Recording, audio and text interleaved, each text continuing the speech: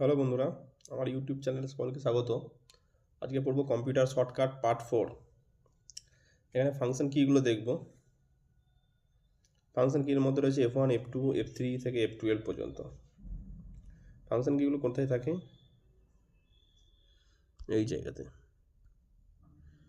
F1, F2, F3, F4, F5, F6, F7, F8, F9, F10, F11, F12। ঠিক আছে, এই জায়গায় থাকে ফাংশন কি।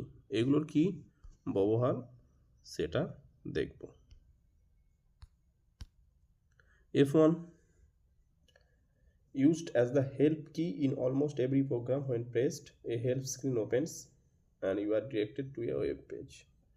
কোনো একটা পেজ খুলেছ বা কোনো একটা পেজ খোলা হয়েছে বা কোনো উইন্ডো কোনো প্রোগ্রাম খোলা হয়েছে, সেক্ষেত্রে কি কেসটা হচ্ছে সেটা আমরা বুঝতে পারছি না, কি করতে হবে সেখানে আমাকে। সেখানে একটা বা কোনো একটা ফাইল খোলা হয়েছে, কোনো কিছু যদি বুঝতে অসুবিধা হয়, সেক্ষেত্রে আমরা F1 টিপে ধরে থাকবো। তখন একটা আলাদা পেজ, একটা স্ক্রিনে আর একটা ট্যাব খুলে যাবে, একটা ওয়েব পেজ দেখাবে। সেখানে আমাকে হেল্প করবে, তারা অ্যাসিস্ট করবে যে অ্যাকচুয়ালি ওই জায়গায় আমার কী কাজ আছে বা কী করা যেতে পারে। F2 in Microsoft Windows renames a highlighted icon, file or folder in all version of Windows. F2 হচ্ছে মাইক্রোসফট উইন্ডোতে কোনো একটা আইকনকে হাইলাইট করা হলো, ঠিক আছে, কোনো একটা হাইলাইট করা হলো, যেমন কার্সারটা দিয়ে এটাকে হাইলাইট করা হলো। এটাতে কী ছিল? আইকন। তাহলে সেটাকে কী করা হবে? সেটাকে রিনেম করা হবে, চেঞ্জ করা হবে নামটা। F2 মানে হচ্ছে কোনো একটা ফাইলকে, এটা অবশ্য লেখার ক্ষেত্রে নয়, কোনো একটা ফাইল বা ফোল্ডার রিনেম করি আমরা। যেমন এটা আমরা কম্পিউটার শর্টকাট পার্ট 6 হিসাবে ফোল্ডারটার নাম রাখবো বা ফাইলটার নাম রাখবো। তো আমি যদি ফাইলে বা ফোল্ডারে ক্লিক করে F2 মেরে দিই, তাহলে রিনেম চলে আসবে, রিনেম অপশান আসবে। কী রিনেম লেখা যেতে পারে?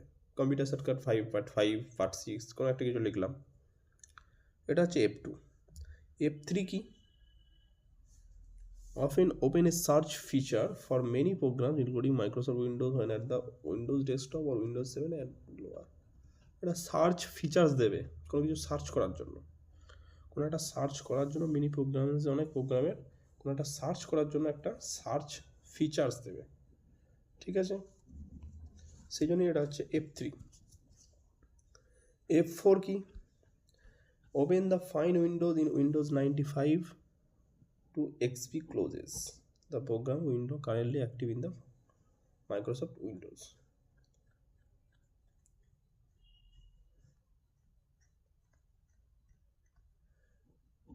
কারেন্টলি যে প্রোগ্রামটা আছে, যেটা অ্যাক্টিভ আছে, সেটাকে ক্লোজ করে দেবে।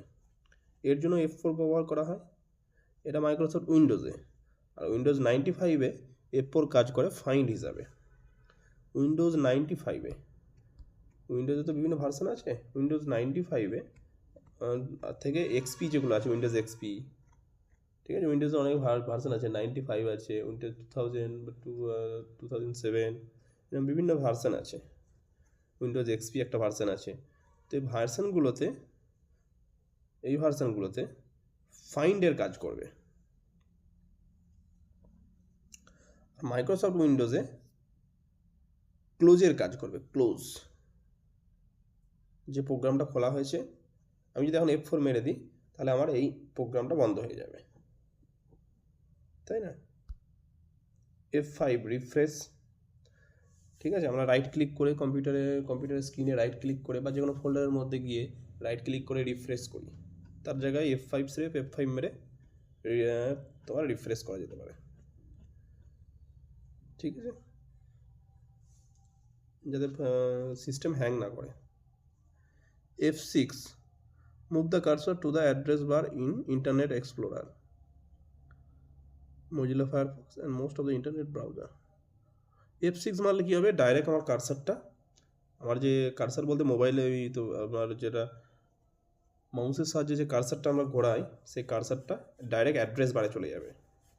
যেখানে আমরা কোনো কিছু সার্চ করছি সেখানে চলে যাবে ডাইরেক্ট, সেখানে আমরা যেটা সার্চ করছি সেটা লিখতে পারি।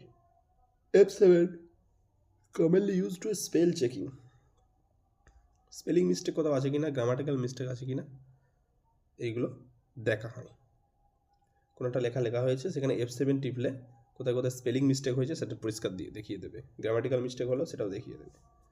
F8 ফাংশন কি use to enter the Windows startup menu, commonly use to access Windows safe mode. এটা হচ্ছে ফাংশন কি, এটা কি করে, এটা হচ্ছে startup menu, safe mode access করার জন্য F8 ব্যবহার করা হয়। ঠিক আছে, সেফ মোড অ্যাক্সেস করার জন্য F8 ব্যবহার করা হয়। F9 refresh document in Microsoft Word, কোনো একটা ওয়ার্ড খোলা হয়েছে, ওয়ার্ডে কিছু আমি লিখছি, সেক্ষেত্রে F9 দিয়ে রিফ্রেশ করা হয়।